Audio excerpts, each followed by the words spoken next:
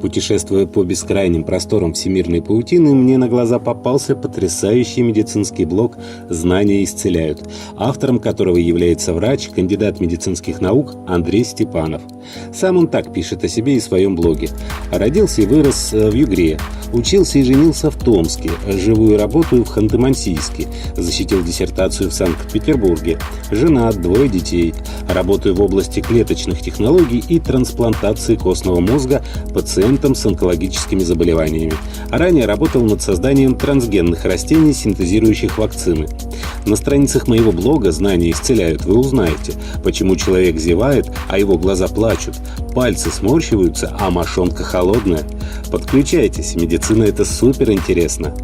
И я с ним полностью согласен. А еще медицина — это очень таинственная и необычайно полезная наука, в чем вы можете сами убедиться, побывав на страницах блога «Знания исцеляют». А обсудить я сегодня хочу с вами 2 записи, размещенных у себя Андреем Степановым, которые посвящены первому главе советского государства Владимиру Ильичу Ленину и нынешнему президенту Российской Федерации Владимиру Владимировичу Путину. Здравствуйте, мои хорошие!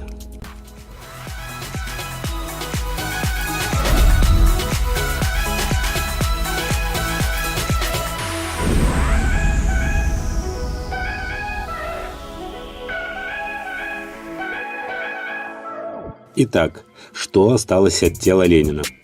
Идея сохранения тела пришла не сразу. На следующий день после смерти скульптор снял гипсовые копии лица и рук покойного, а профессор Абрикосов провел обычное бальзамирование, которое должно было сохранить тело 5 дней до захоронения. Как происходила дальнейшая консервация тела Ленина и что от него осталось через 93 года, об этом сегодняшний пост. Итак, 22 января профессор Абрикосов через аорту ввел около 6 литров спирта, формальдегида и глицерина. Но вместо 5 дней тело после этого пролежало более 3 месяцев. Лицо Ленина покрывалось трещинами на глазах у тысяч советских граждан, ежедневно приходивших в колонный зал. По одной из версий, бездействие было вызвано идеей заморозить тело с помощью специального рефрижератора, но немецкие поставщики не успевали выполнить срочный заказ. Тем временем профессор Сбарский и Воробьев лоббировали идею глубокого химического бальзамирования тела. На встрече с Дзержинским профессор Сбарский доложил о критическом состоянии тела, и Феликс отказался от замораживания в пользу химического бальзамирования. В марте эксперты удалили из тела Ленина все содержимое черепа, грудной и брюшной полостей. Глаза заменили на стеклянные шарики. Изнутри тела промыли уксусной кислотой. На первом этапе его всего пропитали раствором формальдегида. Это соединение денатурирует белки организма, делая их химически более инертными, уничтожает бактерии и грибки. Главная сложность тут была в технологии пропитывания.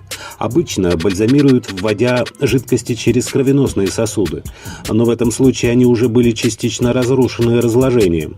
По всему телу были сделаны надрезы на животе, на плечах, ногах, спине и ладонях рук, для того, чтобы бальзам проникал и хорошо пропитывал все тело. Затем тело Ленина поместили в ванну с раствором: глицерин, ацетат калия, вода и хлорхинин. Данная процедура повторяется с тех пор каждые 2 года. После ванны надеваются новое белье и военный френч. С 1961-го костюм. Посетителей удивляет румянец на щеках у Ленина, блеск, контрастирующий с изможденным внешним видом вождя на последних фотографиях, когда прогрессирующий паралич уже сковал правую ногу и руку. Именно этим объясняется, что одна рука у мумии сжата в кулак. Желтоватая бледность устранена с помощью фильтров красного цвета, поставленных на источники света, освещающих кисти и лицо. Для смыкания губ рот аккуратно сшит. Где хранятся глаза, внутренние органы, мозг и сердце Ленина, история мутная. Мозг был разделен на 1000 образцов и изучен во многих лабораториях мира, но никаких особенностей найдено в голове вождя не было. Меня уже спрашивали, возможно ли клонировать Ленина. Если бы его тело было заморожено, вероятность успешного клонирования велика, но формальдегид значительно денатурирует органические молекулы, в том числе и ДНК. Теперь гены невозможно даже прочесть, чтобы воссоздать геном заново. Так что все, что осталось от Ленина, совершенно уже бесполезно для науки. И лично я считаю, что его давно пора кремировать, а прах закопать. Естественно, противоположного мнения придерживается руководство Мавзолея. Например, Валерий Быков, нынешний директор лаборатории Мавзолея, уверяет, что мумификация не выходит за пределы христианских канонов, так как крипта расположена в подвале Мавзолея ниже уровня земли. В прошлую годовщину смерти Ленина Путин вновь возбудил споры о захоронении тела вождя. Но, несмотря на свое мнение о том, что Ленин заложил бомбу под Россию, Путин считает захоронение вождя опасным шагом в направлении раскола общества. Ну и вторая запись, которой мне хочется с вами поделиться, называется «Путин не стареет». Женщины на работе обсуждают следы пластической хирургии на лице президента. Говорят, разницу между тем, что было, и тем, как стало, не заметит только слепой. Я обратился в сообщество пластических хирургов с вопросом, какой тюнинг выполнен Путину, что он так молод в свои 64. Спецы сошлись во мнении, что все обошлось без радикальной хирургии, и отправили меня гуглить фото Берлускони, который в 80 выглядит не хуже нашего президента. Похоже, что Путин и Берлускони дружат настолько, что прошли через одинаковые косметологические процедуры и, возможно, у одного специалиста. Напоминаю, дедушке 80 лет. Врач-косметолог. Это настолько не секрет, что на последнем конгрессе в Москве известная компания представляла лицо президента как пример комбинированного объемного моделирования. Оказалось, что данная процедура абсолютно не эксклюзив и вполне по карману простым гражданам. Коротко рассказываю суть технологии. Основной фактор старения лица – снижение синтеза коллагена клетками кожи, который делает ее упругой, удерживая ткани на своих местах. Характер рисунка морщин и склада кожи лица задается не только генетически, но мимикой и гравитацией. Таким образом, ткани перераспределяются вниз, и овал лица превращается в треугольник.